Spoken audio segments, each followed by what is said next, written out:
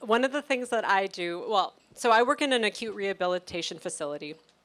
And I work with a lot of adults who have had different neurological disorders like strokes or brain injuries. And one of the things I do is I work on swallowing. And I think a lot of people don't think about speech therapy as being some profession that works on swallowing, or even know that something could go wrong with your swallowing. So that's why I'm here. And I wanted to start by having you guys just think about a moment in your life, and this has happened to everybody, where you took a sip of water and you were breathing really hard at that moment and you started to choke. Or you tried to swallow a pill and it got stuck in your throat, and like no matter how hard you tried, it just wouldn't go down. Or that time you were eating spaghetti and somebody said something funny and then the spaghetti came out your nose. And I mean, this is stuff that's happened to everybody, right? But those were just the moments that you noticed that something was going wrong. And so for the most part, congratulations, you all have a normal swallow. And we all know this because I know you guys are all eating and drinking, which is what makes this like so much fun for me. I hope it's fun for you too.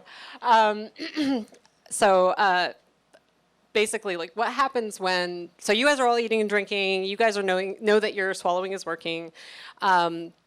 But I work with people every day who have to think about their swallowing. Like every swallow they take, it doesn't work right, or they choke, or they cough, or they're not feeling it, it's going down the wrong way, and they could be getting really sick. So, and basically, your swallowing is actually a really complex series of muscle movements, and I'm going to talk about all that in a minute. But first, let's look at what a normal swallow looks like. Oh, gotta make it go. Okay, so... I know, this is the fun stuff. This is a normal swallow. So you can clearly see this person's drinking something, who knows what it is, and it's just going straight down into their stomach. It actually takes about 800 milliseconds for you to swallow. So that's why we don't think about it. It goes in, it goes down, that's it. Yeah, there we go, chewing, swallowing. I hope you guys are thinking about this while you're eating it. Okay, but that's a normal swallow. And, you know, while this person is swallowing, they're not thinking about it, but all of these muscles and all of these nerves are working in perfect unison to make sure that that food goes this way, which is towards the stomach, and not this way, which you can't see very well here, but is towards the airway. And, you know, in your throat, you've got this big open hole right here. And, I mean, it looks like it could just fall either way.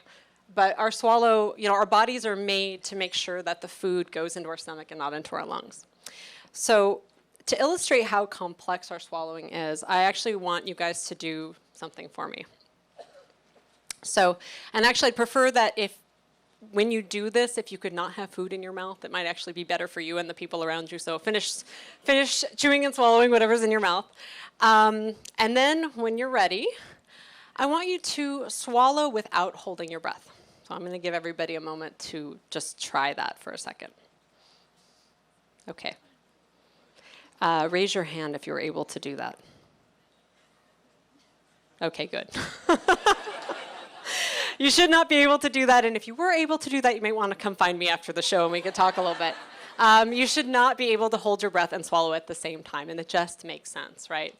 Our bodies do not want us to get food in our lungs, and just one of the ways that we prevent the food from getting into our lungs is we hold our breath, and our vocal cords come together really tightly. There's actually several other things that your throat does to make sure you don't choke, but that's one of them. So I have another exercise for you. Exhale completely, and you can do this with food. Exhale completely, really empty your lungs of air, and then swallow. Okay. So what you'll notice is that you can do that. It's just really hard, right? And it doesn't really make sense. Like, why does it matter that my lungs are empty of air? But really what this illustrates is how complicated the swallowing mechanism is. And you actually use so much of your body, of this part of your body, when you're swallowing that you don't even think about. And actually, the amount of air in your lungs is a really important component of swallowing. So what are all those parts that are involved in swallowing? Well, I can't get into all of it, but there are 6 pairs of cranial nerves involved. You have 12 total, 6 are involved in swallowing, and 32 paired muscles. And there will be a test later. I hope you caught all that. Um, so remember we saw that x-ray earlier? This is the same kind of thing. It's a drawing of your head cut like this. And I want to talk to you about how swallowing works. So we need to talk about normal swallowing before we can talk about what happens when it breaks down. So we're going to go through the steps. Now, the first part here, clearly, everyone knows about this part, right? You put the food in your mouth, you chew it, right? Or, and what happens at this point is you're chewing, you mix the food with saliva, and you create a bolus. And I know at least one person in the audience was waiting for me to say that. And a bolus, so basically, it's a ball of food. And actually, bolus is Greek for lump or something like that. So you take your lump of food, and you move it around with your tongue, and you propel it to the back of your throat. At that exact moment, all these other things are happening. One of the things that happens is this is your soft palate right here, like where your uvula hangs down. This moves up and backwards so that the food doesn't go up into your nasal passages. So like, when I was saying you were laughing and the food's coming out your nose, this thing's flapping all over the place and the food's going up that way. Okay? The next thing that happens is, the food gets brought back by your tongue into the back of your throat, and all of these muscles that surround your throat are pushing the food down. And actually, one way to think about swallowing is that it's like a series of tubes and valves, because, you bring the food here, you bring it back here, this valve moves up, and I'll show you about another valve that's about to move. So you bring the food to the back of your throat, and then this really awesome part of your throat starts to move. This is your hyoid bone. It's actually a U-shaped bone that sits right here above your vocal cords, your larynx. And what's neat about it is it's the only bone in the body that's not attached to any other bone directly. It just sort of floats there. And what that does is it moves forward. So that's the part where, like, when you swallow and you feel your swallow, that it's moving, it moves up and forward. And at that same time, your larynx is moving up and forward. So the hyoid bone, see, I can't even say that, moves up and forward. And that action creates this levering action of your epiglottis, which is one of my other favorite parts of the throat. This is a, I know, sorry. I know, all of this sounds dirty, I'm sorry. Okay, anyway, so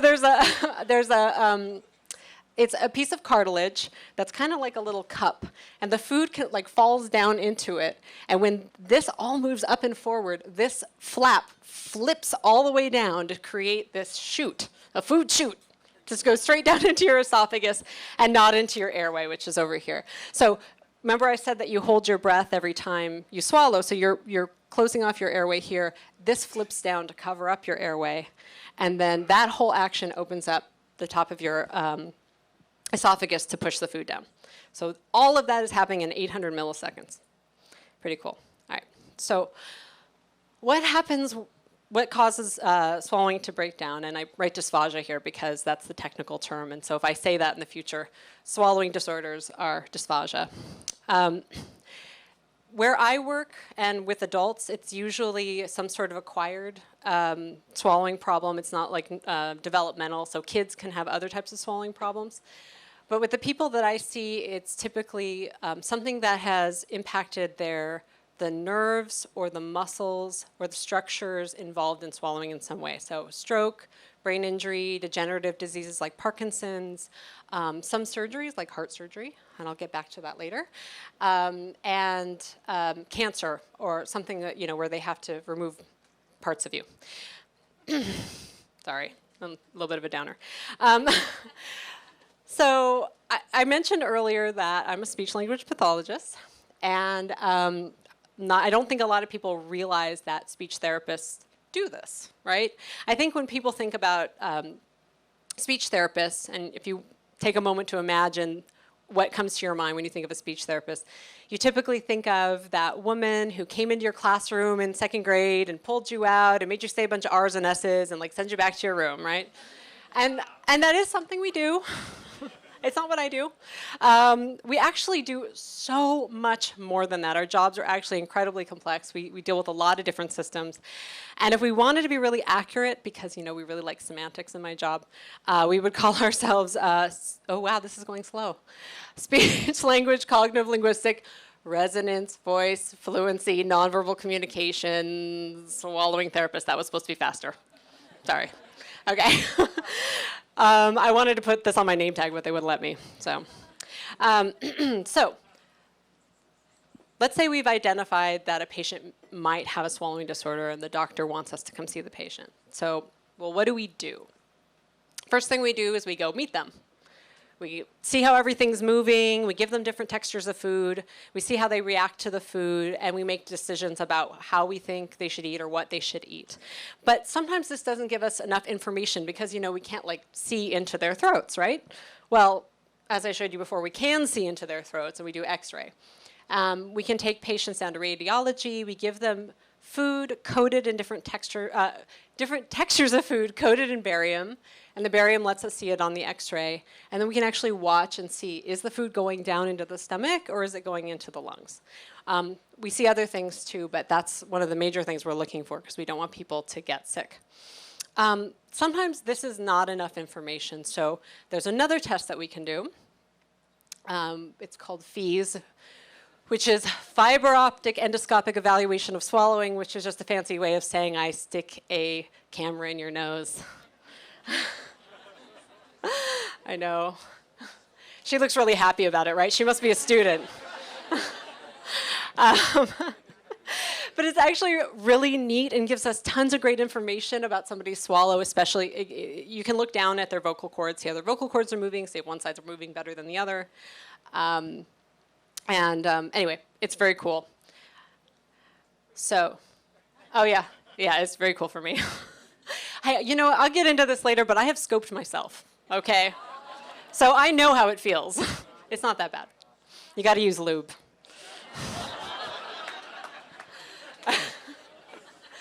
So when we do these tests, what are we looking for? What does it look like on the... Oh, I know. What does a swallowing disorder look like? So one of the major things we're looking for, and I told you guys about this earlier, is aspiration. So an aspiration means food or liquid going in the lungs. So here's somebody who's swallowing, yeah, that's not good, right? This is the airway. This is the esophagus. Oh, I did a slow-mo for you guys too. Oh yeah, we don't like that. We don't want to see that. So that's what we're looking for on the x-rays, one of the things. Another thing we are looking for is just to see how the structures are moving. And this is actually an interesting guy. He had a brain injury. This is not one of our patients. I just found this online. He had a brain injury that damaged many of his cranial nerves, and we all know that many cranial nerves are involved in swallowing. And what you can see here is this guy just can't swallow. I mean, he's moving some stuff, but this is the hyoid bone I was talking about. It's supposed to go that way. It's not going that way. He should be getting food down into his esophagus. It's not even opening up to let the food down. He's not even aspirating, but he can't even, he can't swallow. And this is somebody we would probably not want to eat. That doesn't sound right.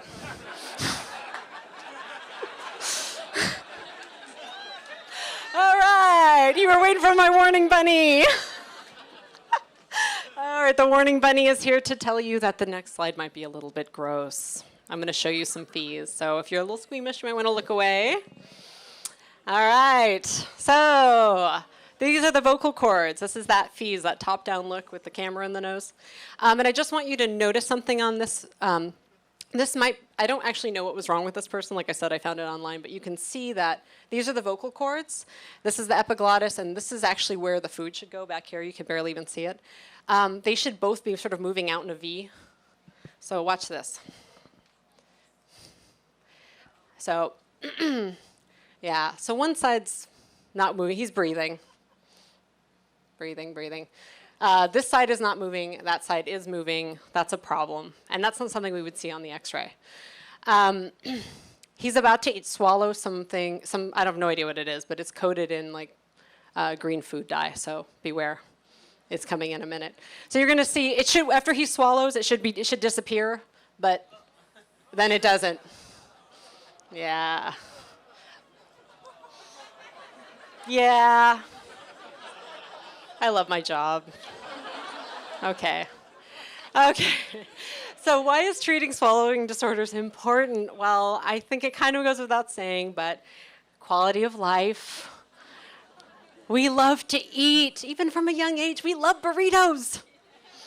This is my friend's little girl, and she's adorable, and she likes burritos as big as her head, so I thought it was perfect for this.